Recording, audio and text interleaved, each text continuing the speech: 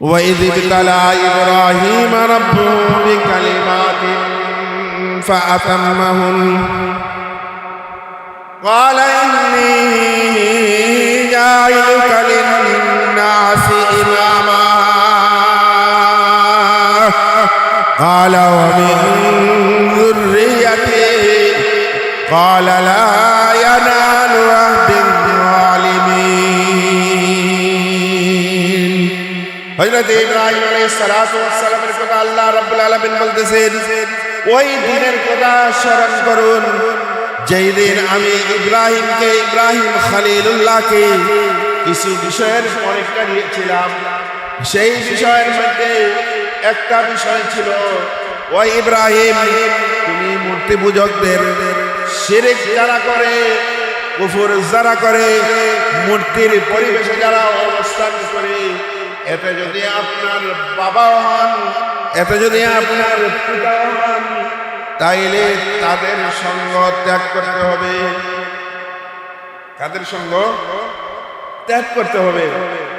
এই জন্য গত সপ্তাহে বলেছিলাম যে আমাদেরকে শয়তান, আমাদেরকে ইবলিস সরাসরি ওই জামানার মতো, ইব্রাহিম আলাইহিস সালাতু ওয়াস সালামের জামানার মতো সরাসরি মূর্তি বানিয়ে আমাদেরকে, আমাদের এই মুসলমান সমাজে আমাদেরকে এই কথা বলবে না, ওই মূর্তির পূজা করো, ওই মূর্তিকে সেজদা করো, ওই মূর্তির উপাসনা করো। এই কথা আমাদেরকে কোনো জাতি, কোনো বিধর্মী এই কথা আমাদেরকে বলবে না। এই কথা বলার মতো তাদের দুঃসাহস নাই। সুতরাং ভিন্ন একটা পদ্ধতিতে এমন একটা পরিবেশ কায়েম করার চেষ্টা করবে, যেই পরিবেশে গেলে, যেই পরিবেশে অবস্থান করলে অটোমেটিক মূর্তি পূজার শামিল হয়ে যাবে। বুঝুন নি আমার কথা? এমন একটা পরিবেশ কায়েম করবে, এমন একটা পরিবেশ সৃষ্টি করবে, সরাসরি এই কথা আমাদেরকে বলবে না যে তোমরা ওই যে দেব দেবী মূর্তি আছে, ওই মূর্তির পূজা করো। আমাদেরকে মূর্তি বানিয়ে মূর্তিকে পূজা করার জন্য, মূর্তিকে উপাস্য হিসাবে গ্রহণ করার জন্য বলবে না। সিস্টেমে আমাদেরকে এই সিস্টেম, ভিন্ন সিস্টেমে, ভিন্ন ভিন্ন পদ্ধতিতে আমাদেরকে শিরকের মধ্যে লিপ্ত করাবে। কিন্তু আমরা অনেক সময় এটা উপলব্ধি করতে পারব। যেমন গত সপ্তাহে বলেছিলাম, উলামায়ে কেরাম এই কথা বারবার বলেন আমাদেরকে, ধর্ম যার যার, উৎসব সবার। এই কথাটা ইসলামী শরীয়তে, এই সব কথাটা ইসলামী শরীয়তে এলাও নয়, অনুমোদন নয়। আমার রোজা, মুসলমানদের রোজা, সামনে আমাদের কুরবানির ঈদ আসতেছে। কুরবানির ঈদ এটা আমাদের স্বতন্ত্র একটা বৈশিষ্ট্য, স্বতন্ত্র একটা ব্যাপার। ঈদ মানে শুধুমাত্র উৎসব উদযাপন করা, ঈদ মানে এটা নয়। এটা আল্লাহ রাব্বুল আলামিনের পবিত্র একটা হুকুম, বিধান। ঈদ পালনের মাধ্যমে আমাদের ঈদটাও হবে ইবাদত। সুতরাং ভিন্ন পদ্ধতিতে, ভিন্ন আঙ্গিকে, ভিন্ন ভাষায় একটা বক্তব্য আমাদেরকে দিয়ে, সুশীল সমাজ দিয়ে, সুশীল সমাজের ব্যক্তিদেরকে দেওয়ায় ধর্ম যার যার, উৎসব সবার, এই কথা ইসলামী শরীয়তে এলাও নাই। ধর্ম যার যার, উৎসব যদি সবার হয়, তাইলে আমাদের উৎসব যে কুরবানি আছে, আমাদের এই কুরবানিতে তো অন্যান্য জাতি অংশগ্রহণ করেনি। আমাদের কুরবানির ঈদে, অন্যান্য জাতি, অন্যান্য ধর্ম অবলম্বী যারা আছে, তারা অংশগ্রহণ করে না। তাদের উৎসবের মধ্যে আমাদেরকে ঢুকায়া দেওয়ার জন্য, আমাদেরকে তাদের উৎসব আমাদেরকে উদযাপন করার জন্য এই বক্তব্যটা সুশীল সমাজ দিয়ে আমরা আবেগী মুসলমান, তাদের উৎসবে গিয়ে আমরা শামিল হয়ে যাই। ওইনি না এই জন্য আল্লাহ রাব্বুল আলামিন হযরত ইব্রাহিম আলাইহিস সালাতু ওয়াস সালামকে যেই প্রথম হুকুমটা যেই পরীক্ষাটা ছিল সেইটা হইল যে আপনার ওই ইব্রাহিম শিরকের যে পরিবেশ, শিরক পূজারীর যে পরিবেশ, ওই পরিবেশে ওই শিরক পূজারীদেরকে, কুফরি মূর্তি পূজারীদেরকে, চন্দ্র পূজারীদেরকে, সূর্য পূজারীদেরকে, নক্ষত্র পূজারীদের সঙ্গ ত্যাগ করতে হবে। এতে যদি আপনার বাবাও জন্মদাতা কোথাও তাইলে তাদের সঙ্গ ত্যাগ করতে হবে।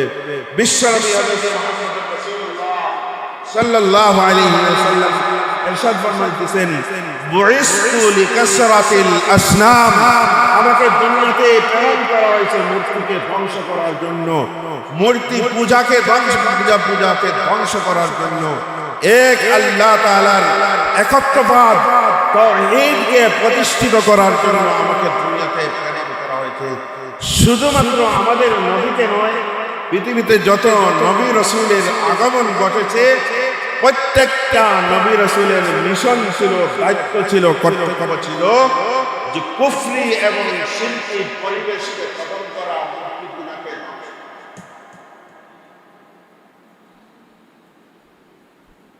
ইব্রাহিম আলাইহিস সালাতু ওয়াস সালাম এই পরীক্ষায় যতগুলা পরীক্ষা, সবগুলা পরীক্ষার আলোচনা করা, বিশদ আলোচনা করা, ব্যাখ্যা সহ আলোচনা করার সময় নাই, উপযুক্ত পরিবেশ নাই। তো আল্লাহ রাব্বুল আলামিন হযরত ইব্রাহিম খলিলুল্লাহ আলাইহিস সালাতু ওয়াস সালামকে কিছু বিষয়ের পরীক্ষা নিয়েছিলেন। এক নম্বর পরীক্ষা কুফরির পরিবেশ, মূর্তি পূজার পরিবেশ, শিরকের পরিবেশ, চন্দ্র পূজারীদের সঙ্গ ত্যাগ, সূর্য পূজারীদের সঙ্গ ত্যাগ করতে হবে। এতে যদি আপনার বাবাও সাথে সাথে আল্লাহ রাব্বুল আলামিন বলেছিলাম, আল্লাহ রাব্বুল আলামিন হযরত ইব্রাহিম আলাইহিস সালাতু ওয়াস সালাম এর ঘটনা কোরআনে কারীমের ভিতরে আলোচনা করেছেন। উনার বাবা ছিলেন মূর্তি পূজক, উনার বাবা ছিলেন আজর ঠাকুর। আজর হযরত ইব্রাহিম আলাইহিস সালাতু ওয়াস সালাম উনার বাবাকে মূর্তি পূজা যিনিদের সঙ্গ ত্যাগ করার জন্য কিছু নসিহতমূলক আলোচনা করেছিলেন। এই আলোচনাটাও কোরআনে কারীমের ভিতরে আল্লাহ রাব্বুল আলামিন ইরশাদ করেছেন, ফিল কিতাবি ইব্রাহিম ওয়াযকুর ফিল কিতাবি ইব্রাহিম ইন্নাহু কানা সিদ্দীকান নাবিয়্যা إذ قال لأبيه يا أبت لم تعبد ما لا يسمع ولا يبصر ولا يغني عنك شيئا يا أبت إني قد جاءني من العلم ما لم يأتك فاتبعني أهدك صراطا سويا يا أبت لا تعبد الشيطان إن الشيطان كان للرحمن عصيا হযরত ইব্রাহিম আলাইহিস সালাতু ওয়াস সালাম ছোট ছোট অনেক সহিফা কিতাব নাজিল হয়েছে। আল্লাহ রাব্বুল আলামিন বলেছেন, সেই দিনের কথা, ইব্রাহিম আলাইহিস সালাতু ওয়াস সালামের কথা ইয়াদ করুন, স্মরণ করুন। ইব্রাহিম আলাইহিস সালাতু ওয়াস সালাম সত্যবাদী নবী ছিলেন। ইন্নাহু কানা সিদ্দীকান নাবিয়্যা ইয ক্বালা লিআবিহি ইয়া আবাতি লিমা তা'বুদু মা লা ইয়াসমা'ু ওয়া লা ইউবসিরু ওয়া লা ইউগনি আনকা শাইআ। হযরত ইব্রাহিম আলাইহিস সালাতু ওয়াস সালাম ওনার আব্বাকে বুঝাই দিতেন, ওনার আব্বাকে সংশোধনের জন্য নসিহত করতেছেন। ও আমার আব্বা জান, ও আমার সম্মানিত পিতা, ইয়া আবাতি, ও আমার সম্মানিত পিতা, লিমা তা'বুদু মা লা ইয়াসমা'ু ওয়া লা ইউবসিরু ওয়া লা ইউগনি আনকা শাইআ। কয়টা? যে যাকে আপনারা অবশ্য হিসাবে গ্রহণ করেছেন, মাবুদ হিসাবে গ্রহণ করেছেন, রব হিসাবে গ্রহণ করেছেন, ইয়া আবাতিলি মাতাবুদু, কেমন করে আপনি তাদের উপাস্য হয়ে গেলেন, তাদেরকে উপাস্য হিসাবে গ্রহণ করলেন, রব হিসাবে গ্রহণ করলেন, মাবুদ হিসাবে আপনি গ্রহণ করলেন। কিভাবে তাদের ইবাদত করেন? যেই রব, যেই উপাস্য, যেই রব যাকে আপনি উপাস্য হিসাবে গ্রহণ করেছেন, মাবুদ হিসাবে গ্রহণ করেছেন, লিমা তা'বুদুন মা লা ইয়াসমাউ ওয়ালা ইউবসিরু ওয়ালা ইউগনি আনকা শাইআ, যেই রব মা লা ইয়াসমাউ, আপনার কথা শুনে না, আপনার কথার জবাব দিতে পারে না, ওয়ালা ইউবসিরু, আপনাকে অবলোকন করতে পারে না, দেখতে পারে না, ওয়ালা ইউগনি আনকা শাইআ, যাকে আপনি রব হিসাবে গ্রহণ করেছেন, যাকে আপনারা রব হিসাবে, প্রভু হিসাবে, উপাস্য হিসাবে, মাবুদ হিসাবে গ্রহণ করেছেন, সেই রব আপনাদের কোনো ক্ষতিও করতে পারে না, লাভও করতে পারে না। কোন সাই দেখি? নিজের হাতের তৈরি, নিজের হাতের তৈরি ওইটাকে উপাস্য হিসাবে গ্রহণ করে, আবার তার সামনে বক্তব্য তুলে ধরে, তাকে আবার সেজদা দেয়, তাকে আবার উপাস্য হিসাবে গ্রহণ করে। একদিন হযরত ইব্রাহিম আলাইহিস সালাম ওই যেই ঘরে মূর্তি ছিল, যেই ঘরে মূর্তি রাখা ছিল, ওই মূর্তিকে তারা সকাল বিকাল, আমরা মানুষ যেইভাবে খাবার গ্রহণ করি,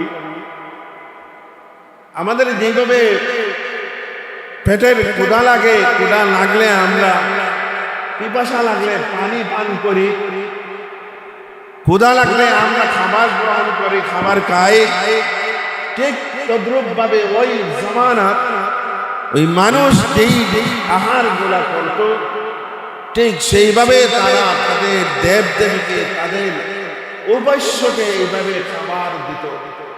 হযরত ইব্রাহিম আলাইহিস সালাতু ওয়াস সালামের মা সেই দিন অনুরোধ করলেন, বাবা একটু আমাদের দেব দেবী, আমাদের যে উপাস্য, আমাদের যে মাবুদ, আমাদের যে দেব দেবীগুলো আছে, সেই দেব দেবীগুলোকে একটু খাবার দাবারের ব্যবস্থা।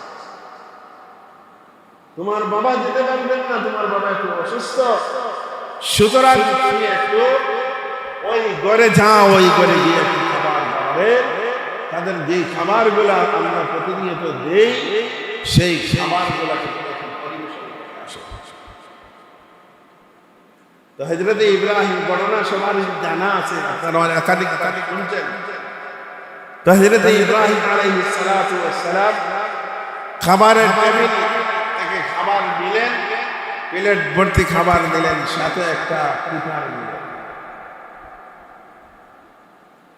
তাদের সামনে গেলেন এবং তাদের সাথে কথোপকথন শুরু করে দিলেন, কথা বললেন। তখন যখন ওই মূর্তিদের কাছ থেকে ইব্রাহিম আলাইহিস সালাতু ওয়াস সালামের কথার কোনো জবাব আসতেছে না, তখন হযরত ইব্রাহিম আলাইহিস সালাতু ওয়াস সালাম ওই মূর্তিগুলোকে ধ্বংস করলেন। এবং সবচেয়ে বড় যে মূর্তি ছিল, সেই মূর্তির এই গর্দনার ভিতরে কুঠারটা রেখে দিলেন। এখন হযরত ইব্রাহিম আলাইহিস সালাতু ওয়াস সালাম সালামের বিরুদ্ধে নালিশ অভিযোগ গেল। ওই জামানাত যেই বাদশা ছিল, সেই বাদশার নাম ছিল নমরুদ। এই এলাকা, পুরো এলাকাটা ছিল মূর্তি এবং বিভিন্ন দেব দেবীর পূজা করত। ফেরাউন যেইভাবে নিজেকে খোদাই দাবি করেছে, নিজেকে প্রভু হিসাবে দাবি করেছে, সেইভাবে নমরুদ ওই জমানার সেও খোদাই দাবি করে। যখন হযরত ইব্রাহিম আলাইহিস সালাতু ওয়াস সালামকে বাদশা নমরুদের সামনে উপস্থিত করা হলো, তো হযরত ইব্রাহিম আলাইহিস সালাতু ওয়াস সালামকে নমরুদ যখন প্রশ্ন করলো, আমাদের বাপদাদার ধর্ম, পূর্বপুরুষের ধর্ম, আমরা দীর্ঘদিন যাবৎ এই সমস্ত দেব দেবী, ওই সমস্ত বিষয়ের এদেরকে উপাস্য হিসাবে আমরা গ্রহণ করেছি, তোমার মানতে অসুবিধা কি? তো হযরত ইব্রাহিম আলাইহিস সালাতু ওয়াস সালাম এর সাথে যখন কথোপকথন হচ্ছে, তখন হযরত ইব্রাহিম আলাইহিস সালাতু ওয়াস সালাম নমরুদকে অনেকগুলা প্রশ্ন ছিল, এর ভিতরে একটা কঠিন থেকে কঠিন প্রশ্ন ছিল এই কথা যে আমার রব সূর্যকে পূর্ব দিকে উদিত করেন আর পশ্চিম দিকে অস্ত যাওয়ান। আপনি যদি রব হয়ে থাকেন তাহলে আজকে সূর্যকে পশ্চিম দিকে উদিত করেন আর পূর্ব দিকে অস্ত যাওয়ান। অথবা আপনার যদি এত ক্ষমতা রব হিসাবে যদি আপনি দাবি করেন, তাহলে আজকে সূর্যকে একটু থামায়া দেন। এটা বলেন তো, দুনিয়ার সমস্ত পরাশক্তি মিলে, দুনিয়ার যত শক্তি আছে সমস্ত শক্তি একত্রিত হয়ে যদি সূর্যকে আটকাতে চায়, সমস্ত শক্তি মিলেও সূর্যকে আটকাতে পারবে না। যখন এই বাহাসে কথোপকথনে যখন নমরুদ পরাজিত হয়ে গেল, আর ইব্রাহিম আলাইহিস সালাতু ওয়াস সালাম দাওয়াতি ময়দানে যখন ওই শুরু করলেন একত্ববাদের তাওহীদের দাওয়াত মানুষদেরকে দিলেন, নমরুদ চিন্তা করলো যে এইভাবে যদি ইব্রাহিমকে স্বাধীনভাবে ইব্রাহিম আলাইহিস সালাতু ওয়াস সালামকে দাওয়াতের ময়দানে, তাওহীদের ময়দানে একত্র আল্লাহ তাআলার একত্ববাদের দাওয়াতের আহ্বানে এই কথা যদি সরাসরি ভাবে এইভাবে যদি দাওয়াত দেওয়ার স্বাধীনতা দেওয়া হয়, তাহলে একটা মানুষও একদিন আমার সাথে আর থাকবে না। সেই ইব্রাহিম আলাইহিস সালাতু ওয়াস সালামের উপর আরেকটা জুলুম আসলো আল্লাহ রাব্বুল আলামিনের পক্ষ থেকে, পরীক্ষা আসলো। সেই পরীক্ষাটা হলো কি, ইব্রাহিম আলাইহিস সালাতু ওয়াস সালাম কে অগ্নিতে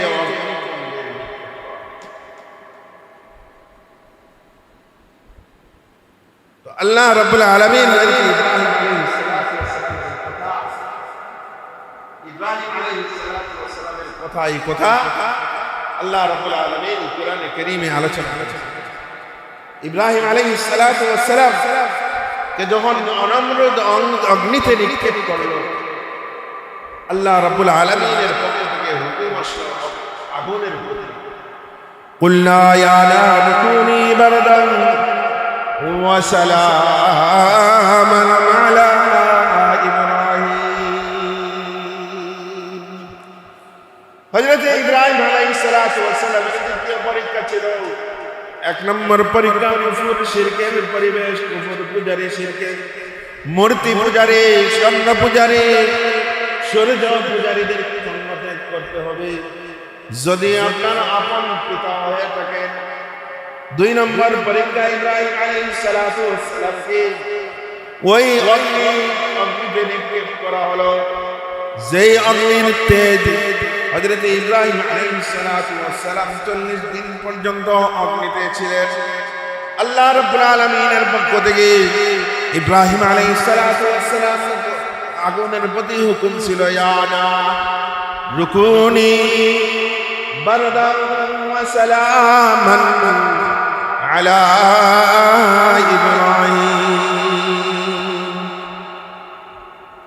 ও আগুন ইব্রাহিমের প্রতি এমন শান্তিদায়ক হয়ে যাও যেই শান্তি যেই কারণে ইব্রাহিম আলাইহিস সালাতু ওয়াস সালামের জন্য কোনো অসুবিধা না হয়। ইব্রাহিম আলাইহিস সালাম ইব্রাহিমের একটি পশম যেন না জ্বলে না পুড়ে। ইব্রাহিম আলাইহিস সালামের দ্বিতীয় পরীক্ষা, আগুন থেকে যখন 40 দিন পরে বাইর হলেন, তৃতীয় নম্বর পরীক্ষা আল্লাহ রাব্বুল আলামিনের পক্ষ থেকে আসলো, ওই ইব্রাহিম ওই এলাকা আপনি ত্যাগ করতে হবে, হিজরত করতে হবে। কি করতে হইব? অন্য এলাকা, এই এলাকাতে আর আপনি থাকতে পারবেন না। সুতরাং এই ইরাক থেকে আপনি ইরাক ত্যাগ করে হিজরত করে শাম দেশে সিরিয়াতে চলে যান। আল্লাহ রাব্বুল আলামিন হযরত ইব্রাহিম আলাইহিস সালাতু ওয়াস সালামের কাছ থেকে বড় বড় 10টা পরীক্ষা নিলেন। 1 নম্বর পরীক্ষা, মূর্তিপূজকদের পরিবেশ, মূর্তিপূজারীদেরকে সঙ্গ ত্যাগ করতে হবে। 2 নম্বর, আপনার উপরে কঠিন থেকে কঠিন পরীক্ষা আসবে, যেই পরীক্ষাটা ছিল অগ্নিতে হযরত ইব্রাহিম আলাইহিস সালাতু ওয়াস সালামকে নিক্ষেপ করা হলো। সেই পরীক্ষা সফল আল্লাহ রাব্বুল আলামিন আমার তিলাওয়াতের আয়াতে বলতেছেন, ওয়াইয ক্বালা ইব্রাহিম ওয়াইয ইবতালা ইব্রাহিম রাব্বুহু ইয ইবতালা ইব্রাহিম রাব্বুহু বিকালিমাতিন ফাতাম্মাহুন ক্বালা ইন্নী জাইলুকা লিন-নাসি ইমামা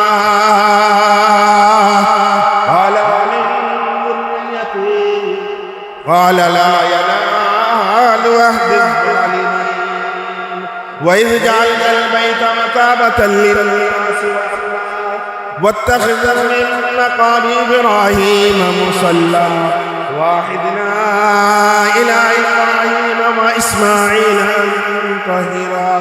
أن طهر بيتي للطائفين والعاكفين والركع السجود। وإبراهيم তোমাকে পরীক্ষা নিব। আল্লাহ রাব্বুল আলামিন পরীক্ষা নিয়েছেন।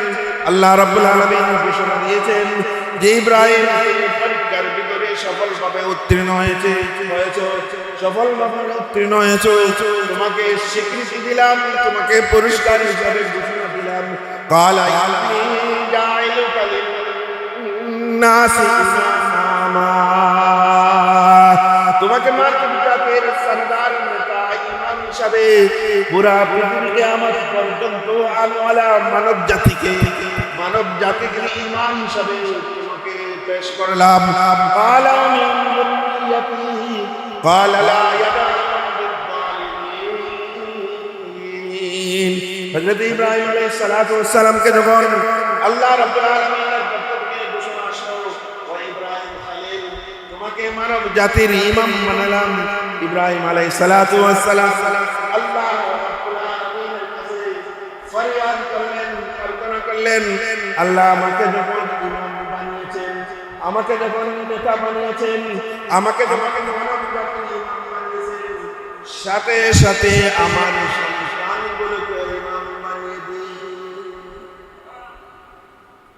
আল্লাহ তাআলা জানায় দিলেন, ক্বালা লা ইয়ানালু আহদিল যালিমিন, যারা জালিমদের অন্তর্ভুক্ত হবে, যারা জুলুম করবে, তাদেরকে আমি ইমাম বানাবো না।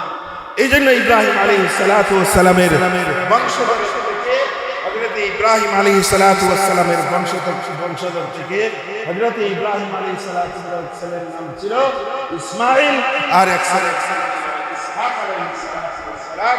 ইসহাক আলাইহিস সালাম আল্লাহ রাব্বুল আলামিন অসংখ্য অগণিত নবী পয়গম্বরকে প্রেরণ করেন। একজন নবী আর ইসমাঈল আলাইহিস সালামের বংশধর থেকে একজন নবী হযরত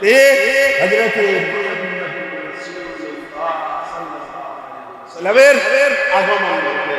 আল্লাহ রাব্বুল আলামিন সামনে হযরত ইব্রাহিম আলাইহিস সালামের তৃতীয় পরীক্ষা ছিল, সামনে সিরিয়া থেকে শাম দেশ থেকে হযরত ইব্রাহিম আলাইহিস সালাম আল্লাহ তাআলার ঘর কিভাবে নির্মাণ করলেন, ওনার সন্তান এবং স্ত্রী হযরত হাজরা আলাইহিস সালামকে নির্বাসনে সাজাইলেন।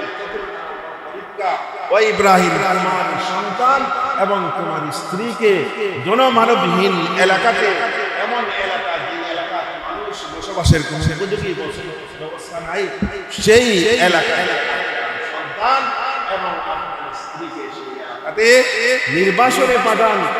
ওই চতুর্থ নম্বর পরীক্ষা আল্লাহ রাব্বুল আলামিন আমাকে তৌফিক দান করেন। আগামী দিনে আলহামদুলিল্লাহ।